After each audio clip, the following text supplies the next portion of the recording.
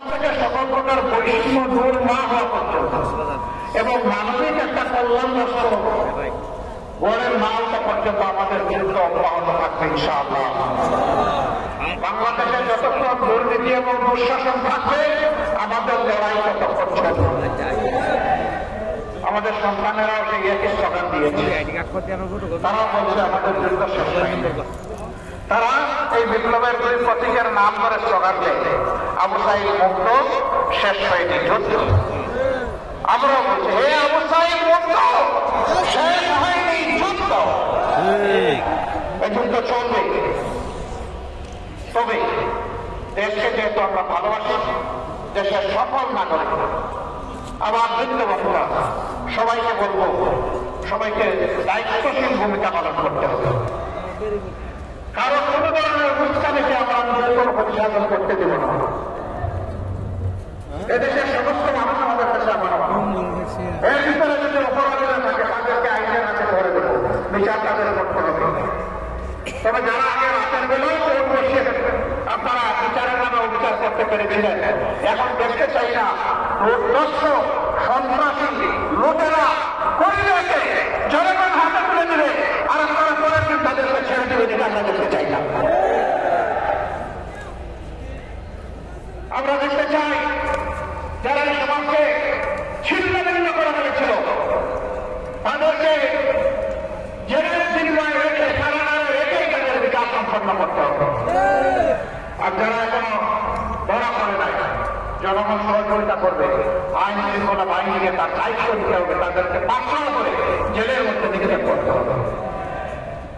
আপনারা সম্ভবত দেখেছেন এই দেশে একজন প্রখ্যাত পুলিশ অফিসার যে পালিয়ে যাওয়ার পরে তার হাজার হাজার কোটি অবৈধ সম্পত্তির খবরপত্র পত্রিকায় এসেছে, যে সন্ত্রাস করে নিরীহ আলেম ওলামা হাফিজদেরকে এতিমদেরকে বিষ হিসাবে গুলি করে হত্যা করে তথ্য প্রকাশ করেছিল, সেই বিরোধী এখন দেশের বাইরে থেকে ষড়যন্ত্র করছে। আমরা পুলিশের ভাইদেরকে অনুরোধ করব, ওই ষড়যন্ত্রকারীর কাজে পা দেবেন না। আপনারা আপনাদের রাষ্ট্রের দায়িত্ব যথাযথভাবে পালন করবেন, ও যেন আপনাদেরকে ঝুঁকিতে ফেলতে না পারে। সতর্ক থাকুন এবং ওর প্রতি ঘৃণা থাকুন। কক্সবাজার একটা বিশাল সম্ভাবনা হয়ে যাবে। এই জেলায় আজ পর্যন্ত কোনো পাবলিক বিশ্ববিদ্যালয় নাই। কক্সবাজার কি কোনো সৎ মায়ের ছেলের জায়গা নাকি? এটা সৎ মায়ের এলাকা নাকি এটা বাংলাদেশের অংশ? যদি বাংলাদেশের অংশ থাকে তাহলে ছোট্ট কোনো জেলা, মাত্র 3টা উপজেলা, সেখানে আমরা দেখি পাবলিক বিশ্ববিদ্যালয়, টেকনোলজিক্যাল বিশ্ববিদ্যালয়, মেডিকেল কলেজ, উন্নত মানের নার্সিং প্রতিষ্ঠান, স্পেশালাইজড হসপিটাল, সবগুলা এরকম কয়েকটা জেলায় হয়ে গেছে। আর কক্সবাজারের মতো যে জেলা এই জাতিকে ক্রমাগতভাবে এই জাতির ট্রেজারিকে সমৃদ্ধ করছে, সেখানে একটা পাবলিক বিশ্ববিদ্যালয় হবে না, এটাকে মেনে নেওয়া যায়? তাই আপনারা আজকে দাবি করলেন না, এই দাবি আওয়াজ তুলে দিলেন, সারা বিশ্বের কাছে চলে যেত। ধন্যবাদ, শিবির করেছে, শিবিরকে ধন্যবাদ। তারা শিবির ছাত্রদের নিয়ে ভাবে, শিক্ষা নিয়ে ভাবে এবং শিবির উদ্ভাবনী শক্তি ছাত্রদের কাছে ছড়িয়ে দিতে চায়, তারা দাবি করেছে। আমি সরকারকে অনুরোধ জানাতে চাই, আমরা জানি আপনাদের মেয়াদ দীর্ঘকাল প্রয়োজনীয় সংস্কার করে আপনারা একটা সুস্থ নির্বাচন জনগণকে উপহার দিয়ে আপনারা বিদায় দিবেন, সেটা আমরা কামনা করি, আশা করি। আল্লাহ যেন সম্মানের সাথে আপনাদেরকে বিদায় নেওয়ার সুযোগ দেন। কিন্তু এর বিষয়ে যদি কোনো উন্নয়ন প্রকল্প হাতে নেন, তাহলে আমি অনুরোধ করবো মেহরবানি করে এই এলাকাকে ভুলে যাবেন না। এক থেকে এই জেলার নাম যেন থাকে, আপনারা শুরু করে যান, পরবর্তীতে এসে ইনশাল্লাহ এটা সমাপ্ত করবে।